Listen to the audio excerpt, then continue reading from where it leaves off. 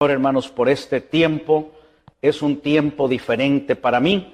Durante mi vida me ha gustado mucho compartir con personas, entrevistar personas, hacerles preguntas, pero en este momento me encuentro en un momento para mí muy especial, porque hay un pastor que Dios ha levantado en este tiempo, porque Dios levanta en cada época hombres y mujeres especiales para una misión especial. Y en este momento, hermanos, Dios, en este tiempo, Dios, en su amor, en su soberanía, ha levantado y sustentado a un hombre que no comenzó hoy a obedecer a Dios, ya más de 4 décadas que lo hizo, pero Dios escogió estos últimos tiempos, muy especialmente, para hacer descansar sobre él una tarea muy intensa, la misma que ha hecho por 41 años, predicar la palabra, pero Dios ha puesto una responsabilidad sobreabundante en él, y él la lleva adelante con diligencia, con desvelos, con mucho esfuerzo, con mucho celo, y anhelaba por mucho tiempo poder saludar a nuestro hermano José Manuel Sierra aquí en estos estudios. Usted lo ha visto en entrevistas que hemos hecho a distancia, hemos viajado juntos ya a algunas obras que él ha abierto en México, hemos estado ahora aquí en los Estados Unidos, pero ahora, Pastor Manuel Sierra, Manolo, me es una bendición poder saludarte aquí en los estudios de One Vision. Nos hemos visto en México, nos hemos visto pues ya en estos días por aquí. Pastor, yo creo que anhelábamos este tiempo de estar aquí en los estudios de One Vision. Sin lugar a dudas, sin lugar a dudas. De hecho lo deseaba, ¿no? Con todo mi corazón, porque nos une una gran amistad. Y bueno, de aquella entrevista que usted me hizo cuando cumplí los 40 años de ministerio, ahora pues ha pasado un tiempo, ya 41 años, y estoy muy contento y muy agradecido de lo bien que nos están tratando aquí en tu canal, y sobre todo las cosas, ver lo que el Señor ha estado haciendo, que eso es lo más importante de todo. Pastor, vamos a hacer un poquito de historia, y yo quiero que los hermanos que nos están viendo sepan un poco de lo que yo ya sé que ellos no saben, ¿no? Nos vamos a ir por el tiempo un poco atrás. Apenas aprendí ayer, creo que en el mensaje, pastor, que fuiste el pastor de Asambleas de Dios más joven de España. Sí. Porque 41 de ministerio, te graduaste a los 20, entraste a la escuela bíblica a 18, 17 años. Sí, 17, 18 años. Pero luego vamos a irnos un poco más atrás. Hay muchas historias, algunas las he escuchado de tus labios, otras de mi padre. Naciste en Venezuela hace ya 61 años. Sí, ahora en el mes de octubre cumpliremos 61 años. 61 años. Sí. Es que hace 61 años nació el pastor José Manuel Sierra. Es cierto, me dice mi padre, que en tu infancia eras muy travieso. Muchísimo. Muy travieso, un manojo de nervios, como decimos en España.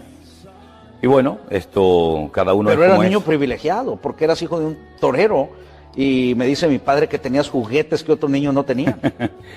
Bueno, mi padre vino incluso a España a comprarme un traje de torero, ¿no? Y lo llevó a Venezuela y me hizo una película, y el sueño de mi padre, lógicamente, era que su hijo fuera torero. Pero yo siempre le dije, bueno, no llegué a ser torero, pero ahora toreo al diablo. Le decía siempre de broma, ¿no? Sí, sí, sí. Así es que, no, la verdad es que mi infancia fue muy bonita. Qué emoción, pastor, mira. Mira, vaya. Bueno, hermanos, agradezco al pastor porque en la ahí amistad, tenía 10 años. 10 años. ¿En sí. Venezuela todavía, pastor? No, eso ya es en Las Palmas de Gran Canaria. Ahí está el papá, que también llevaba el mismo nombre que el pastor, sí. José Manuel, Manolo Sierra, torero, nacido en Zaragoza, tierra de gente muy brava, sí. ¿Verdad? No en los toros. Me decía el pastor José Manuel Sierra que ahí en Zaragoza, si alguien dice me tiro por esa pared, se tira porque ya lo dijo. Pero bueno, pastor, también me he enterado que cuando niño trabajabas de monaguillo. Bueno, me obligaban. Toda mi educación fue en Venezuela, en los hermanos maristas, como se les llamaba, y en Canarias estudié en los salesianos. Y cuando te tocaba el turno tenías que sí o sí ser monaguillo en las misas, ¿no? Pero bueno, al final también me terminaron echando porque creé muchos problemas con las hostias y con el vino. Pastor, ¿nunca robaste vino para probarlo? Sí, claro, vino y hostias y muchas cosas, y le complicaba mucho la vida al cura. Cuando sabes que tienes que tocar la campana, no la tocaba, él se enfadaba conmigo, yo la tocaba fuera de tiempo. En fin, era un trasto, como decimos por allá. Voy a pedirle a nuestro director Francisco Pascual que vuelva a poner esa foto donde están padre e hijo, papá Manolo, hijo Manolo, y le voy a hacer una pregunta a nuestro hermano Manolo. Pastor, cuando ves esa fotografía que estamos viendo ahora, tu padre y tú, ¿qué viene a tu corazón cuando recuerdas a tu padre? ¿Cómo lo recuerdas? Mi padre era un gran hombre, con mucho temperamento, mucho carácter, pero era la nobleza personificada. Era un hombre que lo daba todo, aunque se lo tuviera que quitar de la boca, ¿no? De hecho, él me enseñó a que por un amigo hay que hacer cualquier cosa. Y si no lo tienes, él me decía en aquellos tiempos que no éramos convertidos, si tu amigo necesita o te pide algo y tienes que robarlo, lo robas para ayudar a tu amigo. Hasta ese extremo llegaba, ¿no? Era un hombre muy generoso, ya te digo, con mucho temperamento, con mucho carácter, pero era muy amigo de sus amigos. Incluso a veces daba más de lo que recibía. Pero bueno, yo lo recuerdo con mucho cariño y hay momentos que lo echo pues mucho de menos. Y tenía tanto carácter y tenía muchos amigos toreros que yo conocí, Oh, sí. y que toreros de los grandes de la época que Claro. iban de México a vuestra casa, aún en Canarias, ¿no? Como Paco Camino. Tú amistaste mucho con muchos de esos Paco toreros. Camini, Santiago Martín Elviti, Diego Los- Puerta, Palomo Linares, en fin, muchos toreros de aquella época que pasaban por aquí, por México, por Venezuela, y paraban en los restaurantes de mi padre, iban a comer con sus cuadrillas a nuestra casa, y yo me crié en ese ambiente taurino, ¿no? Que es un ambiente muy, muy particular. Así fue mi infancia. Pastor Manolo, en lo familiar, tu padre llega de Zaragoza, Venezuela, tu madre de Canarias. Sí. Cuéntanos de eso y luego vamos avanzando. Bueno, ellos fueron emigrantes, ¿no? Mi madre fue muy joven a Venezuela, efectivamente fue... Era otra Venezuela, claro. No, era la Venezuela dorada, era una Venezuela maravillosa, que no tenía nada que envidiarle en aquellos años a los Estados Unidos ni a ningún país. Se vivía muy bien, se ganaba mucho dinero, se vivía muy feliz, muy cómodamente. Y allí mi madre, yo creo que llegó muy jovencita, 14, 15, 16 años aproximadamente. Y mi padre había llegado, porque allí se retiró del mundo del toro, aparte buscaba ya una vida mejor, retirarse y tal. Y allí se conocieron en una fiesta. Al poco tiempo se casaron y nací yo, un día 2 de octubre del 61. Y a los 5 años aproximadamente, pues nació mi única hermana, también en Venezuela. Y en el año 71, si no recuerdo mal, decidieron volver para España. Él quería ir a Zaragoza, mi madre quería ir a Las Palmas, porque estaban allí mis abuelos. Y al final Los abuelos nos radicamos. maternos. Mis abuelos maternos y mis bisabuelos, que también los conocí, con los cuales mantuve largas conversaciones, porque estaban perfectamente, a pesar ya de que eran... ¿Quién es de quien la duró avanzada. 106 años, pastor? Mi abuelo. El El abuelo padre de mi madre murió con 106 años. 106 años. Sí, sí, Que es efectivamente. ambición tuya predicar hasta esa edad, ¿no? A mí me encantaría. Yo daría lo que fuera por poder predicar por lo menos hasta los 100 años. Me encantaría. Ahí vamos. Pastor, ellos emigran ya como pareja buscando la vida a Canarias. Se hicieron pareja en Venezuela. En Venezuela, sí. Allí se conocieron. Y tú 10 años y tu hermanita más joven vienen 5 años menos. 5 años menos. Llegan acá y luego vamos a avanzar un poquito en el tiempo. ¿Cómo es que tu padre conoce de Jesucristo, pastor? Un torero con un carácter. Porque yo no creo que haya un torero que no tenga carácter. Oh, no, es que tienes que tener un Hermano, carácter para pararse a especial, un ¿no? toro hay que Sí. tener carácter. Y en aquel tiempo antes tu padre había sido banderillero de uno de los toreros más temibles que había. César Que los Girón. mandaba a barandillar a su banderillero, los metía. Sí, bueno, sí, el sí. que entiende un poco de tauromaquia, o sea, prácticamente tu padre antes de ser torero era banderillero, exponiendo la muerte con ese torero osco Sí, que sí, era. sí, no, tremendo. el- Mira, mi padre conoce al Señor a raíz de una operación que le tienen que hacer deprisa y corriendo a mi hermana, que había tenido una especie de principio de peritonitis con hemorragia de sangre y todo esto. Y entonces unos vecinos que eran muy amigos de ellos, que eran cristianos evangélicos, le dijeron que iban a pedir oración por mi hermana y por la familia Sierra en su congregación. Bueno, mi padre, en agradecimiento, una vez que mi hermana es operada y sale de la operación y todo salió bien, gracias a Dios, pues un día quiere ir a la iglesia de este señor para darle las gracias al pastor y a la congregación por haber orado por mi hermana. Que sanó además. Sí, salió perfectamente de la operación, no hubo complicaciones y él quería simplemente ir a darle las gracias y nada más. Pero en su testimonio, mi padre contaba que cuando entró por el pasillo de la iglesia, en aquellos años se cantaban muchos himnos en las iglesias de las Asambleas de Dios, de las cuales yo vengo. Entrando por el pasillo, al final en la plataforma había una cruz iluminada por la parte de atrás y estaban cantando aquel antiguo himno en la cruz, do primero vi la luz, ¿verdad? Y mi padre cayó de rodillas. El primer día que primer visita la día, nada más entrar por la puerta de la iglesia, el Señor lo tomó, un quebrantamiento de pecado, una convicción de pecado espectacular. Incluso creo que tuvieron hasta que interrumpir el culto, ¿no? Porque no paraba de llorar. Cuando él regresa a mi casa, él viene transformado, es otra persona completamente diferente, hasta la cara le brillaba, ¿no? Y entonces comenzó a ir con mi hermana, al poco tiempo con mi madre a la iglesia. Yo no quería saber nada de este tema, pero digamos que me entró la curiosidad de ver dónde le habían comido la cabeza, como yo decía en aquel tiempo a mi padre, y fui como a los 3 o 4 meses aproximadamente después de su conversión, y eso fue un domingo a la mañana. El domingo a la tarde yo le entregué mi vida al Señor Jesucristo, escuchando la parábola del hijo pródigo, aunque al principio me molesté mucho, porque pensaba que mis padres... a tu mamá? Claro, yo pensé que mi madre le había contado mi vida al pastor, pero me di cuenta de que no. Era el Espíritu Santo el que estaba utilizando aquel texto bíblico de Lucas capítulo 15 para traer convicción de pecado a mi vida, y esa misma noche me convertí, y a los pocos meses yo tenía clarísimo que si todo lo que había oído era verdad, y sigo diciendo lo mismo, si el Evangelio verdaderamente es así, como se nos ha contado, que Cristo murió en la cruz, que resucitó al tercer día, que está pronto a venir nuevamente a buscar a su amada iglesia, yo decía para mí, pero ¿por qué no nos dedicamos todos los cristianos a predicar este mensaje cuando esto es lo más grandioso que jamás en la vida se puede contar a ser humano, ¿no? Esto tiene que saberlo todo el mundo. Yo a los pocos meses ya estaba compartiendo la palabra de Dios a todo el mundo. A los pocos tiempos, como al año aproximadamente, fui a la escuela bíblica, al seminario, me gradué un 31 de mayo de 1981 hasta el día de hoy, que el Señor me ha dado el privilegio de servirle siempre a tiempo completo en su obra y con más ganas que nunca, porque lo que estamos viendo y lo que ha sucedido ha sido tan grande que no solamente por gratitud, sino por una carga tremenda que el Señor ha puesto en nuestros corazones, queremos llevar a centenares y a miles y a millones de almas a los pies de Cristo. Y estoy seguro que lo vamos a ver. Pastor, no quiero ahora, o no necesito decir quién es José Manuel Sierra. Manolo, la gente lo conoce, mi padre sabe más de ti aún que yo, por ejemplo, pero quiero decir esto. José Manuel Sierra no hace un devocional que lo ven 70,000 personas hace 40 años. Tú anduviste en Bolivia, sin monetario, joven, haciendo por los desprovistos, sí, claro. En África. También en Kenia.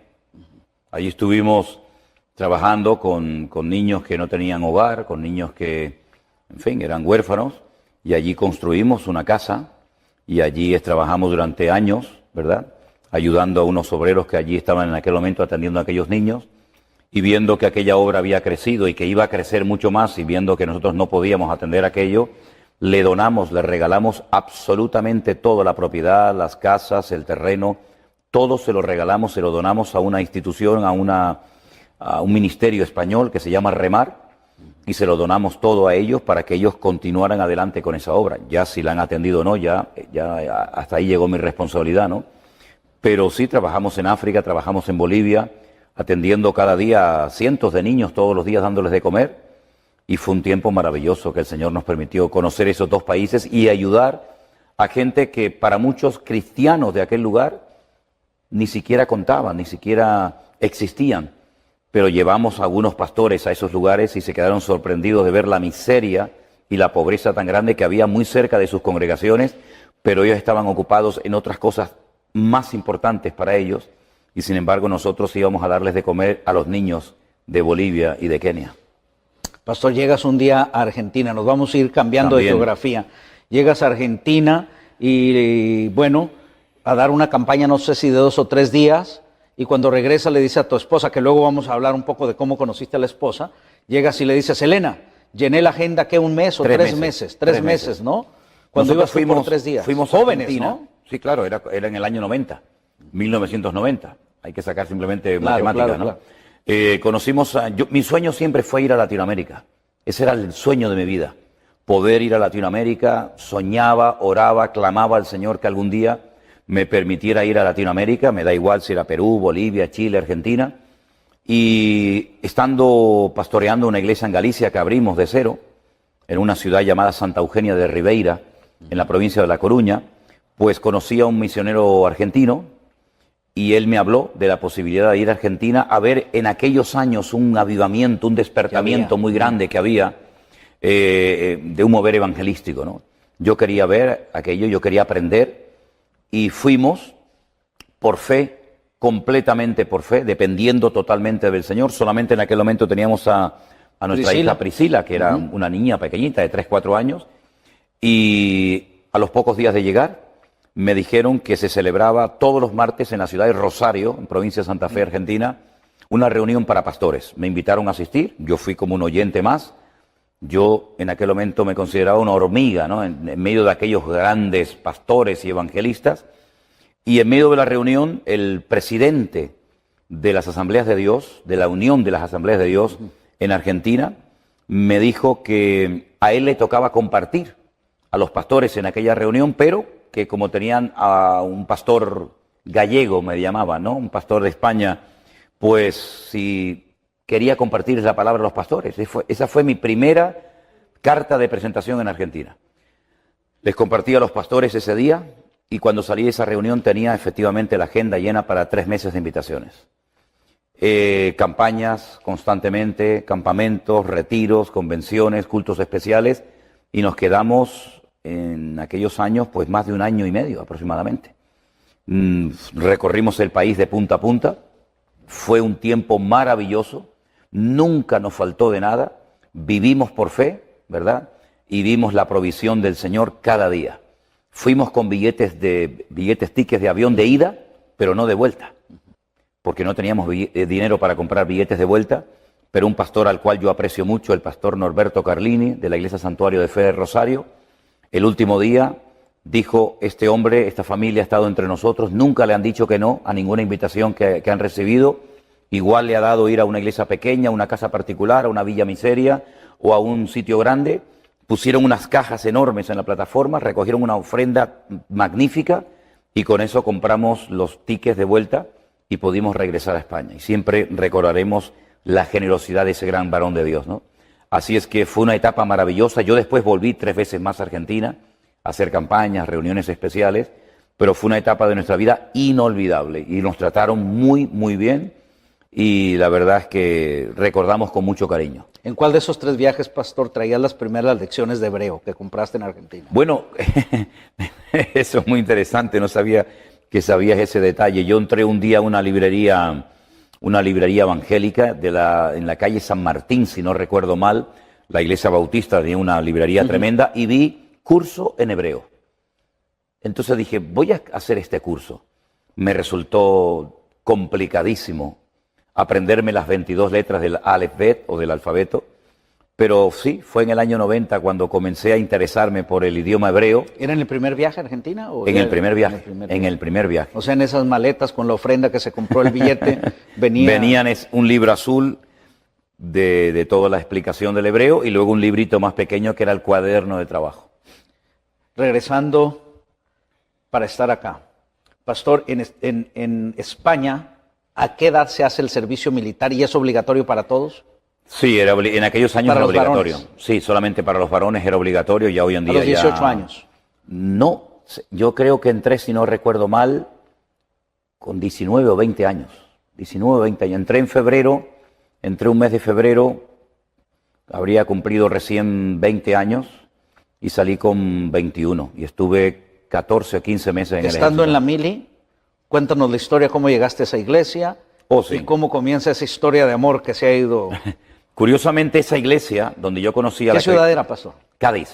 Pegado a Portugal, ¿verdad? Más o menos. No, ella es de Galicia, en el norte. Pero la iglesia, donde la... Cádiz está justamente en el sur. En el sur, okay. Muy cerca del Peñón de Gibraltar, para entenderlo, correcto. ¿No? Pues esa es una de las ciudades más antiguas del mundo, Cádiz, ¿no? Sí, sí. Estuviste en el recorrido, ¿no? Hablando ahí. Claro, sí, Cádiz es una ciudad muy linda, yo la quiero mucho, ¿no? Pues una tarde, paseando... En el servicio militar, En el servicio militar, yo iba de paisano, nunca salía de militar a la calle por una serie de cuestiones, y encontré un cartel que ponía Iglesia Bautista.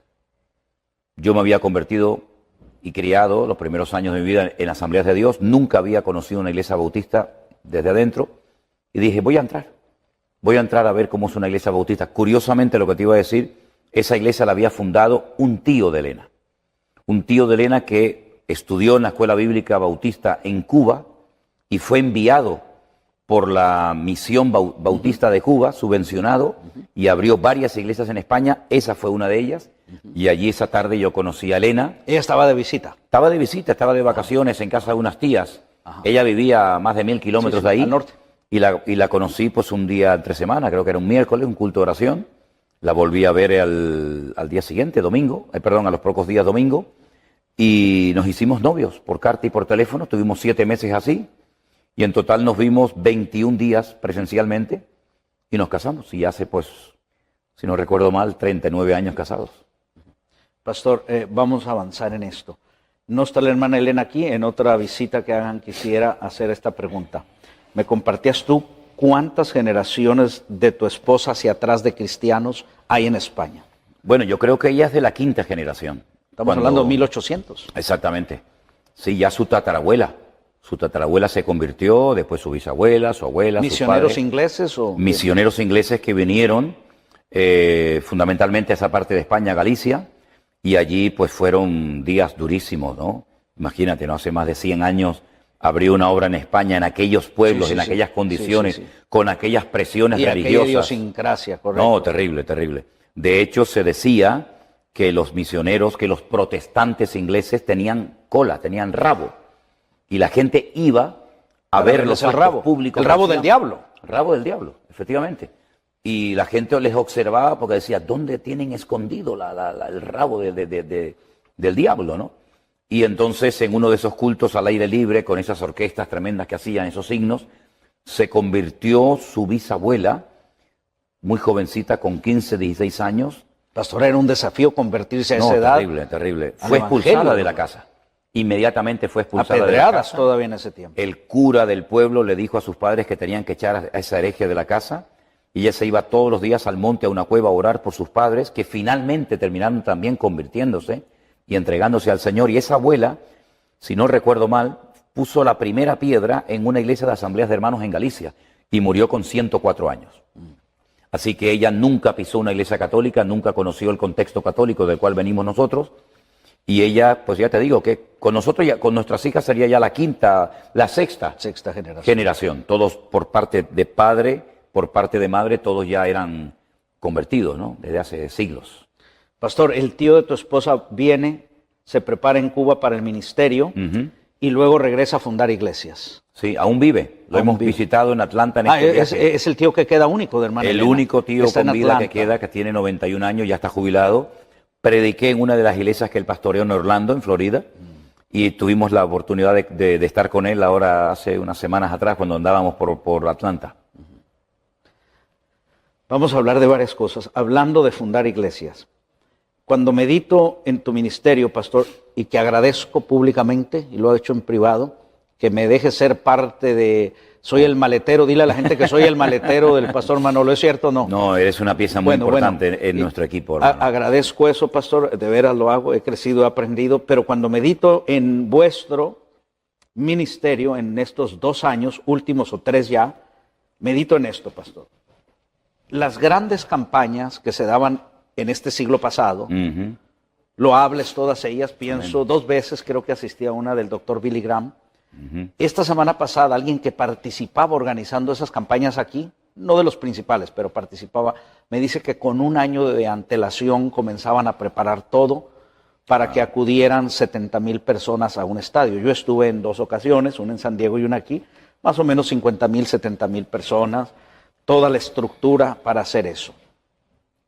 Anoche tuvimos el privilegio de escuchar tu ministerio y tu palabra aquí en lo que es el edificio nuestro, ¿verdad?, de nuestra iglesia, y esta mañana temprano me comienzan a llamar de 2 lugares fuera de los Estados Unidos. Yo no sabía que nuestro hermano Armando sabía que se desvelaba mucho, que ayer que se fueron de aquí a las 12 de la noche y lo había todavía subido a YouTube. Para cuando yo entré 8 de la mañana había 14,000 visitas. Ahorita debe haber 50, 60,000. Pensar esto, pastor. Danos la historia de todo esto, de la lucha, el esfuerzo, y humano como eres, sorprendido por Dios. Todos los días hay un estadio lleno, yo así lo imagino, Cuando veo los devocionales, los escucho, veo 70,000 gentes, veo los estadios de béisbol saturados y digo, wow, 70,000 personas es todo un estadio que diariamente te están viendo. Muchas de las cosas que vemos las haces desde tu pequeña oficina y has sido muy honesto. Dice, ¿no saben que a veces traigo chancletas cuando hago los devocionales? Sí, sí. Es cierto. Pastor, háblanos de ese proceso. Ya hablamos de Bolivia, cuando eres un perfecto desconocido, pero conocido para Dios, porque para Dios siempre has sido conocido, Claro. igual que hasta ahora, desde el día que te entregaste a Cristo. Ha sido un fenómeno para ti, para toda tu familia, nuestro hermano Armando que está aquí, Anderson, todo tu equipo. Pastor, háblanos de los últimos 3 años, un año antes de la pandemia y todo eso hasta aquí. ¿Cómo está en tu corazón? ¿Qué ha habido? ¿Qué alcances? ¿Qué es lo que Dios está haciendo? Porque eres humano, es una carga muy grande. Bueno, vamos a ver. Yo a todo esto lo llamo el factor sorpresa. El factor sorpresa se ve en muchas partes de la historia bíblica. Por poner un ejemplo, ¿no?, que todos conocemos, la Biblia nos enseña que de repente, llega el día de Pentecostés, hay un pequeño grupo de unas 120 personas aproximadamente orando, esperando algo que el Señor les dijo que iba a suceder, no sabían cuándo ni cómo. En el aposento alto dice que de repente vino un viento recio, el cual soplaba y llenó toda la casa, y se aparecieron lenguas repartidas como de fuego, las cuales se posaron sobre cada uno de los que estaban allí, y de repente comenzaron a hablar en otras lenguas según el Espíritu les daba que hablase. Bien, eso fue de repente. Hay tantas cosas de repente que han sucedido en la Biblia que minutos atrás... Pero nunca pensaste que una te sucedería a ti, pastor, No, jamás. como esas. No, jamás. Nosotros llevábamos una vida muy normal, muy tranquila, ¿no? Un pastor de una iglesia local, haciendo lo que le corresponde hacer a cualquier pastor. Para sustentarte tenías un rastro que es una tienda de segunda al lado, ¿no? Sí, una especie como llaman aquí de Goodwill, ¿no? Una Sí, tiendita sí. donde... Así estaba la Con vida. eso nos ayudaba a pagar el alquiler del Que no quiero del llamarle salón. rutina, porque sé que nunca ha sido rutinario en No, tu forma de no. ser, pero ahí está el pastor trabajando, luchando, Sí, claro. en una iglesia en Canarias, un lugar... Sí, hombre, yo tuve la bendición de poder salir siempre mucho, ¿no? Sí. A otros Viajes a países, Israel viajes y a todo Israel y todo esto, ¿no? Y nosotros veníamos desarrollando nuestra rutina, en el buen sentido de la palabra, pues cada día con gozo, gozándonos absolutamente en todo lo que hacíamos. Nunca hemos trabajado más o menos por el hecho de la respuesta de la gente. Hemos atendido grupos muy pequeños, grupos más grandes, y siempre gozándonos en toda circunstancia, en la economía, en la gente, en todo lo que hacíamos, ¿no? Bueno, llega el confinamiento, ¿sí? Millones de cristianos se encuentran de la noche a la mañana encerrados en sus hogares y nosotros venimos desarrollando nuestra labor de todos los días. ¿Qué es lo que ocurre? Yo me doy cuenta de que teníamos que hacer algo inmediatamente.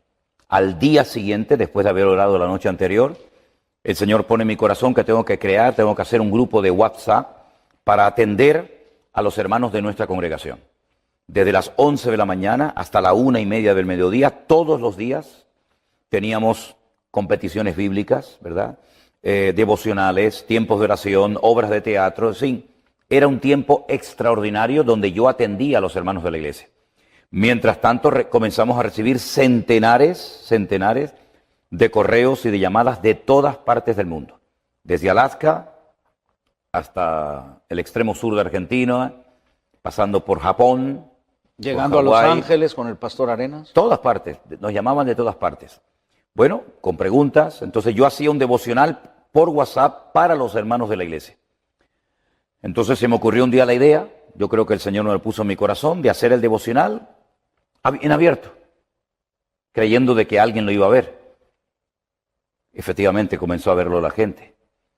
Todas las preguntas que recibíamos de la Biblia, pues se me ocurrió también hacer un programa que lo titulé o lo llamé El Pastor Online, donde daba respuesta a las preguntas, en vez de hacerlo por una computadora escribiendo, lo hacía en directo, de lunes a viernes cada día.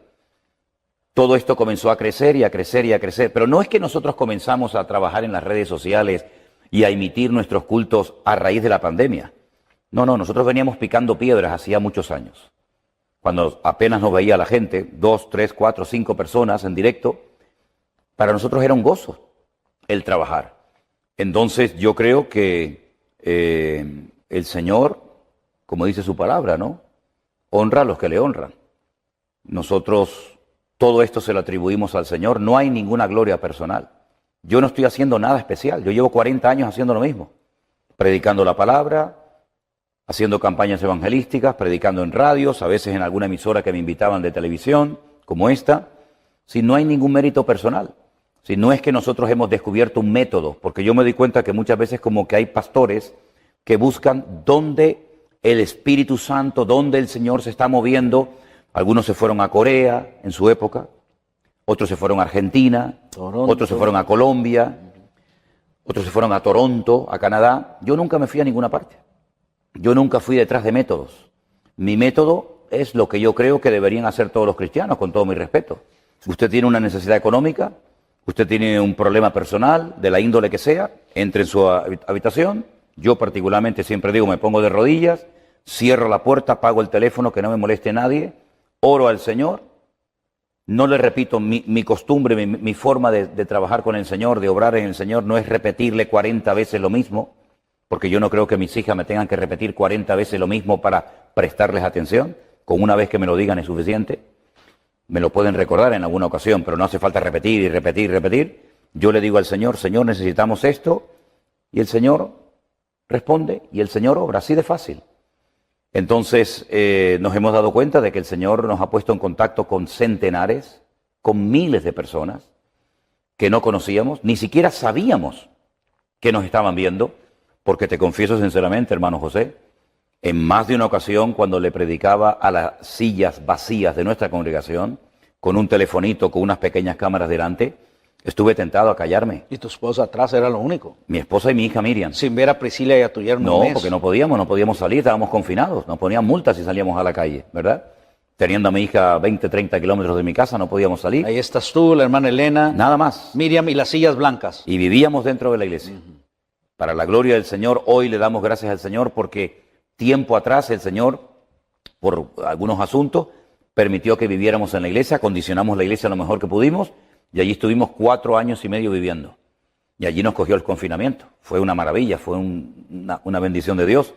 Y entonces nosotros predicábamos y hubo momentos, como te decía, que tuve la tentación de decir, voy a callarme, si esto no lo está viendo nadie, ¿a quién estoy predicando?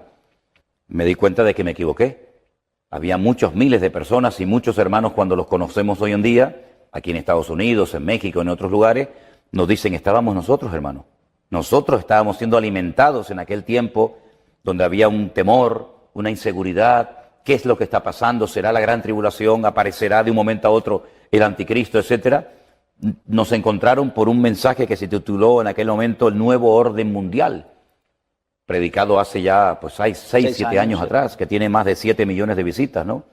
Y entonces me di cuenta de que la gente nos estaba viendo, pero yo no veía la cara de nadie. Yo siempre... Además hubo una hermana que te mandó en ese día que llorabas delante del Señor. Sí, un mensaje. Me dijo literalmente, si en algún momento le pasa por su mente el pensamiento de que nadie les está viendo, ese día es cuando más gente les está escuchando. Fue un revulsivo y a esa hermana tuve el privilegio de conocerla personalmente sí, en la iglesia bautista Betel de Jayalía, donde se me acercó y me dijo, yo fui el que le mandé ese mensaje, hermano. Porque hasta antes no sabías. No lo sabía, no tenía ni idea. Yo estoy conociendo a la gente ahora. A mí me veían. Yo estoy viendo a la gente ahora, familias, niños, jóvenes, hermanos, gente que viene de un trasfondo católico muy conservador o muy liberal, y el Señor nos está sorprendiendo cada día. En cada reunión hay sorpresas. Ayer, como usted sabe perfectamente, pastor, tuvimos una hermana que vino de Australia. 12 horas, mayor de 75 años. Un poco delicada de salud, de Sydney, vino específicamente para estar en el culto de ayer. Cierto. Viene gente conduciendo 18, 20 horas de diferentes estados de los Estados Unidos, gente de México, de El Salvador, de Honduras, de Guatemala. Si esto no es el principio de un avivamiento y de una renovación espiritual, entonces ¿qué es esto? Esto no lo ha producido una denominación. Nosotros no levantamos en alto la bandera de ninguna denominación, de ninguna persona en particular. Esta es la obra genuina del Espíritu Santo del Señor. No es una competencia, una guerra contra las iglesias. De hecho, no aceptamos a nadie que sea miembro de una iglesia. El concepto iglesia virtual para algunos es una locura, pero es una realidad. Hay centenares y miles de personas que han conocido al Señor, que se han reconciliado con el Señor. En algunos casos, como en México nos sucedió con una hermana que se nos acercó y nos dijo que hacía 30 años que había dejado de congregarse. Y lo que estamos viendo en estos últimos 2 años, prácticamente a diario, no lo habíamos visto en 40 años de ministerio. Porque el Señor viene pronto y el Señor nos está sorprendiendo y nos está mostrando que Él es fiel y que Él tiene ganas. Y que cualquier persona, da igual la edad que tenga, da igual el trasfondo religioso, denominacional del cual venga, una persona que se deja utilizar por el Señor lo usa. Y yo creo, y lo he dicho en varias ocasiones, que por lo menos con nuestro ministerio, el Señor ha dicho ahora. No sé cuánto tiempo va a durar esto. Yo siempre creo y confío que hasta que venga el Señor en su segunda venida. Yo creo que esto es algo imparable. Yo creo que es algo que va a ir a más. Prueba de ello es que cada día se abren más puertas, cada día conocemos más gente. Y estamos viendo en San Francisco, en Florida, en cualquier parte donde vayamos, centenares de personas con un hambre de la palabra que nunca en mi vida había visto. Pero es el cumplimiento de una palabra profética, donde el Señor dijo a través de uno de sus siervos: he aquí yo enviaré hambre y sed a la tierra, no de pan, no de sed, sino de oír la palabra de Dios. Y ese tiempo ha llegado. Y esas promesas que están ahí de que cosas que el ojo no había visto, cosas que los oídos humanos nunca habían oído, ni habían subido al corazón del hombre, son las que Dios tiene preparadas para los que le aman. Bueno, yo puedo presumir de que nosotros intentamos amar al Señor todos los días, cada vez más y más, ¿verdad? Con todo nuestro corazón, con toda nuestra fuerza, con toda nuestra capacidad. Y yo creo que el Señor simplemente lo que está haciendo es cumplir con sus promesas. Y estamos disfrutando de un tiempo extraordinario desde marzo del 2020. Y usted lo ha visto y lo ha podido comprobar, que esto es algo imparable. Y todavía quedan muchas sorpresas por el camino, que vienen pronto. Pastor Manolo, aún en pandemia, Dios pone en tu corazón hacer ese viaje por toda España, Sí. que siempre ha sido un país difícil para el Evangelio. Bautizabas 1, 3, 5, 7, pero hubo una gran cosecha. Luego viene el congreso donde estuvieron ellos. Me impactaron varios. Aquella hermana de Guinea Ecuatorial que decía: lo que quiero es morirme. Sí, ¿te acuerdas de ella? Totalmente. La conoces bien. Nuestra hermana Señor, Cristina. El Señor la alcanza, da ese testimonio. Danos una suma breve.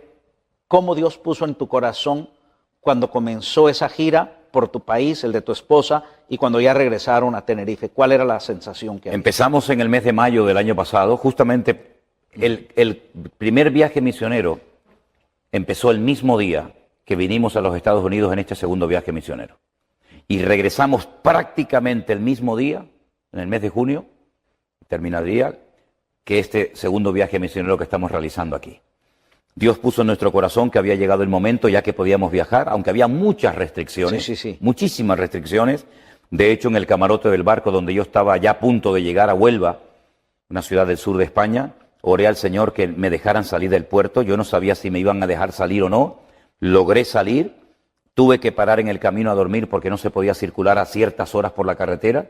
Y el objetivo era conocer a todas las personas que se habían convertido, que se habían reconciliado con el Señor durante el tiempo del confinamiento.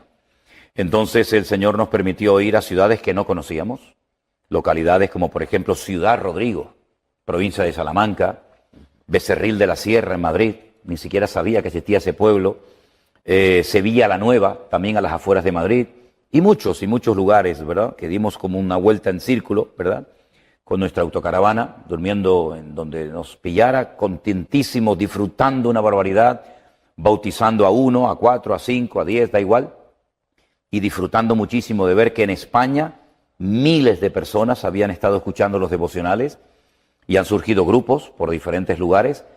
La gran necesidad son obreros.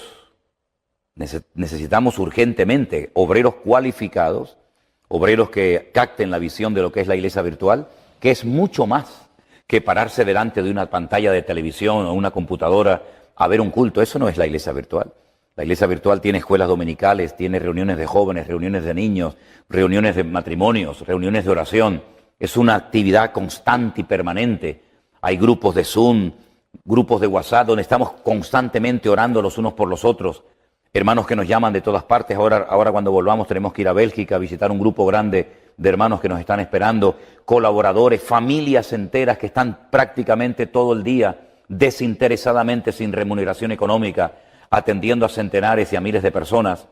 Es una auténtica revolución. Es la palabra que un hermano de nuestra iglesia en Tenerife, un hermano de Bolivia, nos dijo: hermano, esto es una revolución espiritual, no producida por el hombre. Yo te dije que cuando fueras a México armarías la revolución, ¿lo recuerdas? ¿Es cierto? Sí, me acuerdo perfectamente. Pastor, vi y dije, qué desperdicio. ¿Era en Algeciras donde estabas en aquella plaza de toros abandonada? Oh, sí. Era Algeciras. Sí, sí. Y cuando hiciste el devocional, estoy en una plaza abandonada, acuerdo. y yo dije, qué desperdicio, la plaza abandonada. Sí, sí. ¿Sí recuerdas que oraste porque te llegó un mensaje de una esposa que su esposo estaba desahuciado a punto de morir en Seattle, Washington? Sí, señor.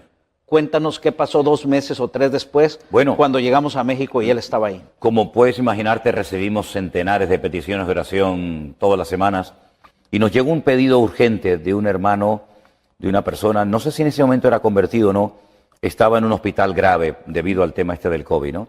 Estaba muy grave, a punto de morir, comenzamos a orar, mandamos su petición por diferentes medios, se oró mucho por él y bueno, todo quedó así, ¿verdad? Meses más tarde, cuando hacemos nuestro primer viaje a México, se me acerca un matrimonio, creo que tú me lo presentaste, Sí, si no sí. recuerdo mal, y me dice, hermano, este es el hombre que estaba a punto de morir. Llevaba las fotos, ¿te acuerdas, pastor? Llevaba la foto, sí, es cierto. Y nos enseñó la cicatriz. Cierto, cierto. Todo. Todavía hablaba con Estuvo- leve, ¿no? Claro. Y tuve la oportunidad de conocer personalmente Y a fue ese desde hermano. Seattle acá solamente a darle gracias al Es Señor. cierto, es verdad. Desde Seattle era, Sí, ¿no? Seattle, Washington, acá arriba. Sí, Increíble. sí, sí. Pues sí. Bueno, testimonios como ese a montones. Entonces, viene España, pastor, viene Italia, viene Bélgica. La agenda está más que saturada. Sí, sí. Que en base a la palabra del Señor, Él dice en su palabra que en los últimos tiempos habría hambre. Pero también dice que donde abunda el pecado, sobreabundará la gracia. Claro. Dios te ha escogido para ese trabajo. Pastor, humanamente, para ti, para tu familia, aunque sirven al Señor, ¿cómo ha impactado esto? Por ejemplo, ahora, lo digo en lo familiar, porque Ajá. eres padre, esposo, vas a ser abuelo. En unas semanas, días, podemos sí. decir. Tienes 6 semanas que ahora más que nunca Priscila, tu yerno y tú, tu esposa, Miriam, quisieran estar allí. Familiarmente, no solo a tu persona, a tu ministerio, a tu iglesia, ¿cómo este impacto, ¿no?, en las relaciones ha afectado para bien, pero humanamente? Nos cambió la vida totalmente. De llevar una vida, entre comillas, normal, controlando prácticamente todo, a una vida donde cada día despiertas en un sitio diferente, conociendo a centenares de personas nuevas que nunca en tu vida habías visto. Pues salimos, si no recuerdo mal, el día 6, 7 o 9 de mayo, y no regresaremos hasta mediados, casi finales del mes de junio, y constantemente yendo de un lugar para otro. Nos cambió la vida, pero contentísimos, ¿eh? Muy contentos, sabiendo que el Señor nos tiene para esta hora, muy orgullosos de lo que el Señor nos está permitiendo hacer para Él, pero al mismo tiempo sorprendidos y dependiendo totalmente del Señor, porque esto no es por ningún mérito personal. Yo no tengo ningún método, jamás voy a escribir un método diciendo he descubierto la varita mágica del ministerio y si usted hace punto A, punto B, punto C, usted va a tener un éxito tremendo en el ministerio. Yo no tengo la clave de nada. Esto es un trabajo diario, es constancia, es perseverancia, es dependencia del Señor. Yo no me he enriquecido económicamente hablando a raíz de todo esto. Nuestra vida es prácticamente igual. No nos hemos llenado Pero de... sí tienes ya una residencia de 1 millón de euros pagada, ¿no? Donde vives, ¿no? ¿O sí? ¿Dónde? Me dijeron. Una residencia. De 1 millón de euros pagada. No tengo ¿O nada te pagas más. alquiler? No, yo he vivido toda mi vida de alquiler. Es con doble sentido. No, por eso le digo, no sé quién le dijo Nada, no eso. estoy para que sacaras la verdad. No. Eso me llamó la atención, pastor. 40 años de matrimonio, 39. Sí. Y un día, en uno de los devocionales, un día decías, siempre de alquiler, y tu esposa, ya que hemos dialogado, Sí. dice, no, si de pronto tenemos muebles y luego nos vamos a otra parte y ya no tenemos, ¿no? Nosotros ni como ministerio, nuestro ministerio no tiene propiedades. La iglesia que yo pastoreo, la iglesia presencial en Tenerife, es un local alquilado. La iglesia en Fuerteventura que tenemos, la iglesia en el Puerto de la Cruz, nosotros no tenemos propiedades. No estoy en contra de que se tengan propiedades, pero es que nosotros no hemos podido nunca comprar nada. La obra en España es muy difícil, ha sido una obra muy dura y nunca nos hemos planteado ni siquiera comprarnos una propiedad nosotros, ¿no? Y ya a estas alturas de mi vida, pues mucho menos todavía, ¿no? Pero muy contentos, hermano, muy contentos porque yo sé a lo que Dios me llamó y a lo que Dios no me llamó. Y cuando hablábamos hace muchos años de, bueno, si compramos algún día alguna casa, algún departamento, ¿dónde lo vamos a comprar? Si hoy estamos aquí, mañana estamos allá, hemos estado viajando durante años, ¿verdad? Como ahora estamos volviendo a hacer. El Señor nos está llevando otra vez al inicio de nuestro ministerio, donde no parábamos. Es increíble, ¿no? Por lo tanto, muy contentos. Vivimos en un departamento en la ciudad de Santa Cruz de Tenerife, de alquiler. y muy contentos y gloria a Dios.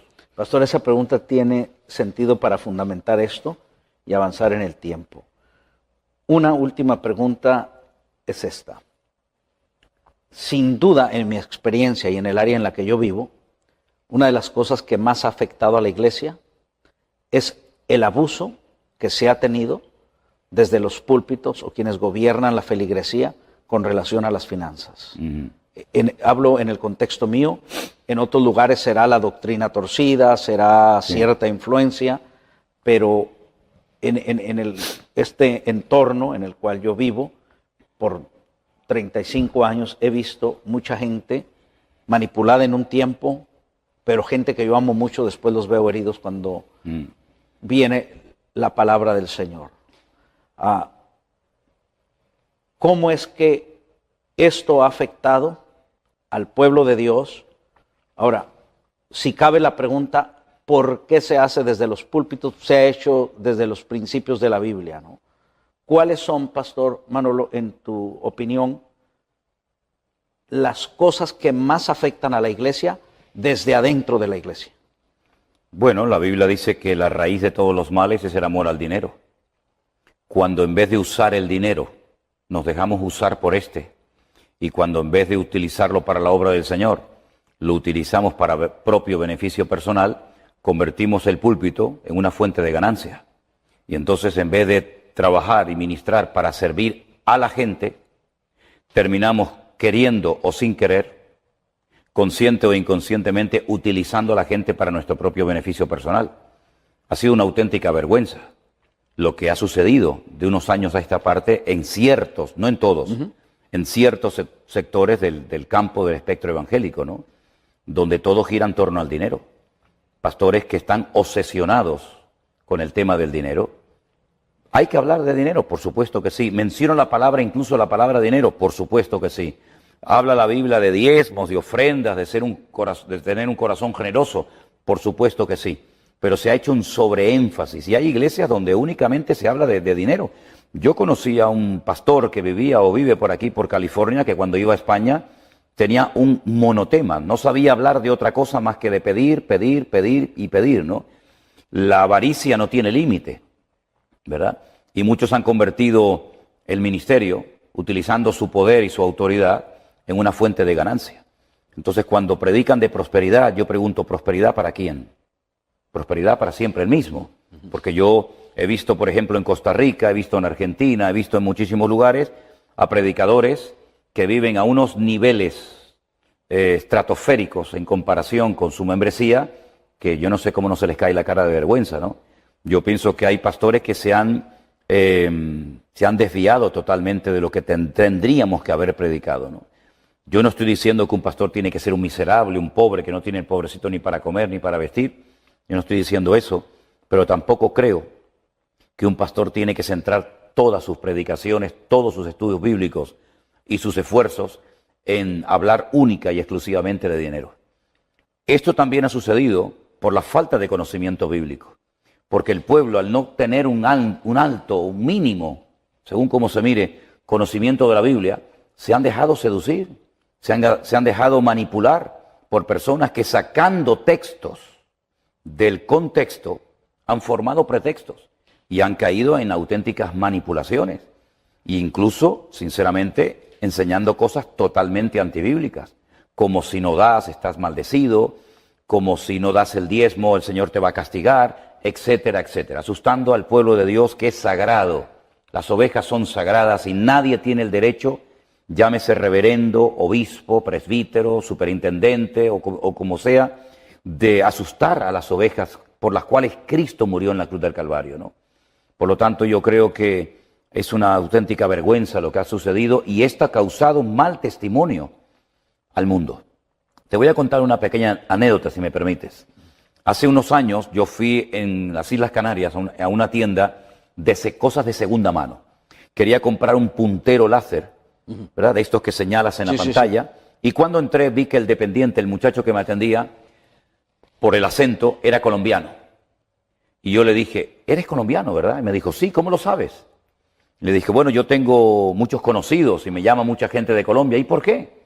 Digo, porque soy pastor evangélico y conozco muchos hermanos de Colombia. Y me dijo así, sin conocerme de nada, ah, pastor evangélico, ustedes son los que le roban la plata a la gente, ¿verdad? Ese era el concepto que ese muchacho tenía de los pastores. No digo que todos sean iguales, gracias a Dios. Todavía hay un remanente de pastores que no se han prostituido, pastores que no han caído en el error y en la grave equivocación de dedicarse a pedir dinero única y exclusivamente, pero también tenemos que decir, para vergüenza nuestra, que hay iglesias que solamente se utilizan y se predica desde el púlpito dinero, dinero, dinero. Cuando llegó la época de las preguntas en el famoso Pastor Online, que tú conoces, pues muchas de las preguntas vienen por oleadas, ¿no? Algunas preguntas venían sobre el tema de las primicias. El tema de las primicias no tiene absolutamente nada que ver con el Evangelio. Eso es algo que es una de las leyes de los 613 mandamientos que el Señor le dio al pueblo de Israel a través de Moisés, de la ley, de la Torá. Una de ellas era para los agricultores, ganaderos. Hablaban de los primeros frutos, de las primicias. Y yo, ¿qué le decía a la gente? Lo mismo que le digo ahora a los que me están viendo. Una excusa más para seguir pidiéndole plata a la gente. Las primicias no tienen nada que ver con el Evangelio de nuestro Señor Jesucristo, ¿verdad? Y lo que yo creo que ha llegado el momento es que la gente se dé cuenta de que no se puede decir amén a todo lo que un señor predica desde el púlpito. Una cosa es el respeto, una cosa es el cariño, una cosa es la educación y otra cosa es ser copartícipe de manipulaciones, sacando las cosas de su contexto, diciendo amén a una enseñanza que muchos saben en lo más profundo de su corazón que no es bíblica, pero que no se atreven a decirle al pastor, pastor, con todos mis respetos, usted ha perdido hace mucho tiempo el foco de su ministerio y ha caído en la trampa de dejarse dominar por el dinero. Y eso es un gravísimo error. Y termino diciendo algo. Si quieres conocer a un hombre de verdad, no lo oigas en el púlpito. Si quieres conocer a un hombre de verdad, dale poder y dale dinero. Y ahí conocerás verdaderamente qué tipo de hombre es.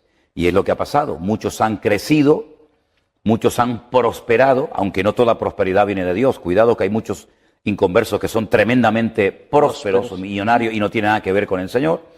Y entonces han crecido, se ven con poder, se ven con fama, se ven con gente y se creen que pueden hacer y compartir lo que les da la gana. Y se equivocan rotundamente. Y muchos de estos tendrán que rendir cuenta delante del Señor algún día y pedir perdón. Y espero que lo hagan pronto, porque lo que han hecho ha sido crear un mal testimonio, una mala imagen de los evangélicos en algunos sectores de la sociedad, hasta el punto que la gente dice, los evangélicos lo único que saben es pedir plata a la gente.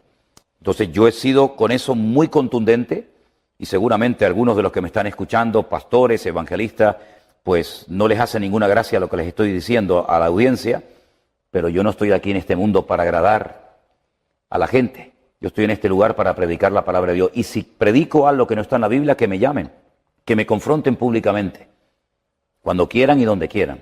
Pero ellos saben perfectamente que para ellos lo más importante se ha convertido en el dinero más que en el amor a las almas. Amén.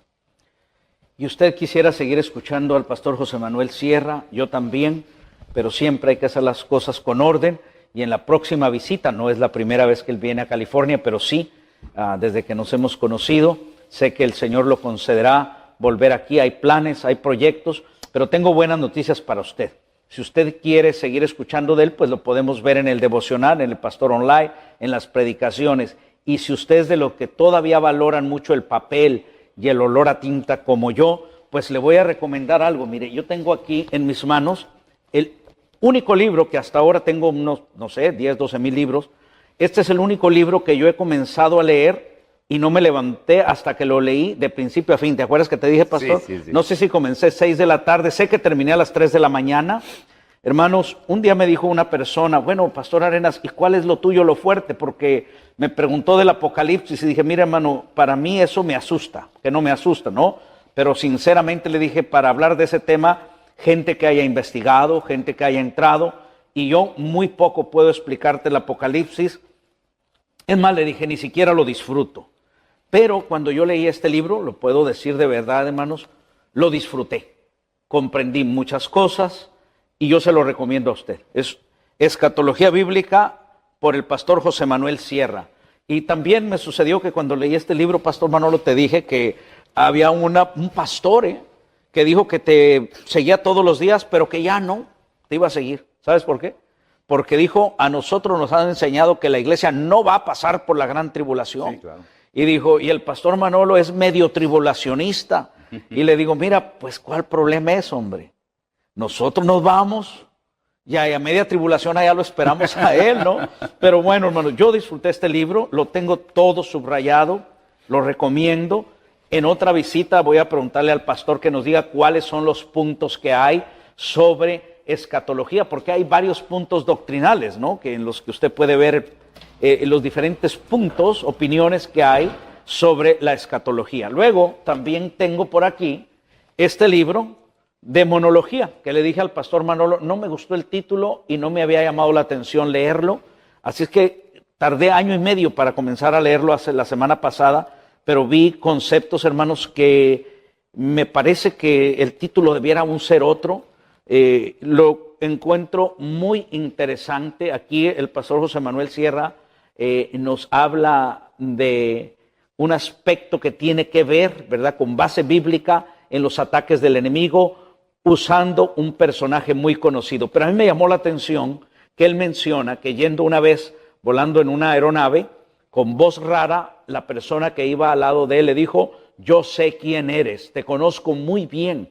O sea, los demonios de la persona que iba al lado percibieron el espíritu del Señor que hay en el pastor José Manuel Sierra. También comenta que estando en África con perfecto español, una persona que no hablaba español con perfecto español, endemoniado, dijo, yo sé quién eres, te conozco bien, vete de aquí, has venido a atormentarme. Y luego tengo aquí también este libro de hermenéutica y homilética, y dice la Biblia que los mentirosos no entrarán al reino de los cielos. Este libro no lo he leído aún todavía, pero puedo decir que mi mejor maestro de homilética es una discípulo de nuestro hermano José Manuel Sierra en su congregación, porque en una entrevista que le hizo mi hermano Armando a petición nuestra en los 40 años de ministerio del pastor José Manuel Sierra, una hermana, ¿cuál es el nombre, pastor, de la hermana maestra mía de homilética de tu congregación? ¿Te acuerdas? No. Tu esposa sí la sabe. Y el otro día me la pasó en vivo. Ajá. Bueno, esta Ahora mismo hermana, no me acuerdo. esta hermana participa ahí en esa entrevista de los 40 años de ministerio y dice ella, lo primero que me llamó a mí la atención cuando llegué aquí al pastorado del pastor José Manuel Sierra es lo siguiente, que él no habla de él, sino que comienza a predicar la palabra del Señor. Y eso me llamó la atención, dice nuestra hermana. Así es que el siguiente domingo, hermanos, yo llegué al púlpito nervioso porque dije, no, verdaderamente, y cuando digo mi maestra de homilética, escuche esto. Ella dijo, el pastor José Manuel Sierra no habla de él, de las cosas, se va a la palabra directa. Y yo medité en eso, y el domingo dije, así lo voy a hacer yo. Voy a llegar, aunque mi esposa me ha dicho, no des anuncios, no hagas esto, vea la palabra, los anuncios los das al final, pues no le había hecho caso. Ese día le hice caso a nuestra hermana y llegué y iba nervioso, créanmelo. Dije, ¿cómo le voy a hacer? Voy a comenzar con la palabra. Lo hice. Al terminar, mi hijo, que lo aprecio y lo amo tanto, como a mis 2 hijas también, me abraza y me dice, papi, el mensaje de hoy es tu mejor mensaje. Así es de que gracias a mi hermana, no lo he leído en homilética, pero de ahí viene esa lección que aprendí. Luego hay 2 libros sobre educación cristiana, primera y segunda parte. El segunda parte no lo he leído, pero hermanos, de primera parte lo he disfrutado mucho. A mí me gusta mucho subrayar mis libros, anotar, mucho. Y entonces, hermanos, aquí hay algo que yo regreso a él seguido. Miren, a mí me gustó mucho algo y ya le pedí permiso al pastor José Manuel Sierra cuando me invite a predicar en Colombia o en alguna de sus iglesias. Nuestra relación con Dios, ahí es un tema completito, pero luego me llamó la atención, nuestra relación con el prójimo, esto es con los demás. No tenemos problemas entre nuestra familia, no tenemos problemas con nuestros semejantes, pero luego nuestra relación con nosotros mismos. Yo he dicho, aun cuando el Señor ya nos perdonó cosas, ¿cuántas veces nosotros no nos hemos perdonado a nosotros mismos? Pastor, yo quisiera que en los minutos que consideres con prudencia, porque esto no lo escribiste en la pandemia, es toda una historia de 40 años. En estos libros, ¿Por qué los escribiste y qué es lo que podemos aprender si los tenemos? Bueno, cada libro es diferente, ¿verdad? Yo tenía muchas ganas hace muchos años, no había tenido la oportunidad de tener una buena editora que me ayudara en todo esto. Gracias al Señor la hemos conseguido. Escribir un libro sobre escatología, es decir, sobre todo el tema de los acontecimientos finales. ¿Por qué? Porque lamentablemente me he encontrado con muchos hermanos, incluso gente que está en el ministerio sirviendo al Señor, que me dicen, es que me resulta tan complicado todo esto de el anticristo, la marca de la bestia, los caballos que cambian de colores, etcétera. Y yo dije, pero ¿por qué un libro tan hermoso, tan espectacular y tan necesario como es el Apocalipsis, también por supuesto las profecías de Daniel, Ezequiel, ¿por qué le resulta tan complicado a la gente entender esto? Entonces, con un lenguaje sencillo, intento explicar muchas cosas que para muchísimos cristianos durante años han sido como prácticamente imposibles de poder entenderla. Ese es el objetivo de este libro de escatología, que cualquier creyente, aunque lleve poco tiempo en el Señor, pueda disfrutar de la lectura y del estudio del libro del Apocalipsis. Ese fue el objetivo con el que se publicó este libro. Y lo logras, porque un recién convertido lo puede entender. Totalmente. Yo lo disfruté por esa manera, pastor, pero luego tenemos de educación cristiana que lo acabo de decir. A mí me ayudó mucho, me impactó. Precisamente para eso, subrayado, para educar adecuadamente a los creyentes para que sepan cómo comportarse, cómo actuar en diferentes momentos, trabajar bajo presión. La Educación Cristiana 1 y Tomo 2 nos ayuda precisamente a eso, a tener una buena base como creyentes para saber cómo comportarnos en todos los momentos y circunstancias de la vida. El de hermenéutica, pensé en su momento, ¿por qué esta asignatura que consiste en la correcta interpretación de los textos bíblicos, por qué solamente se enseña esta materia en las escuelas bíblicas, en los seminarios, en los institutos? ¿Y por qué no se pone esta herramienta en manos de todo el pueblo? Para que cualquier creyente cuando lea la Biblia sepa si está leyendo una profecía, una promesa, algo que se ha cumplido, algo que se ha cumplido progresivamente o aún no. Entonces la hermenéutica ayuda a cualquier creyente a disfrutar del estudio de la palabra, que es mucho más que leerla superficialmente, ¿no? Y la homilética, porque realmente son dos libros en uno, es cómo explico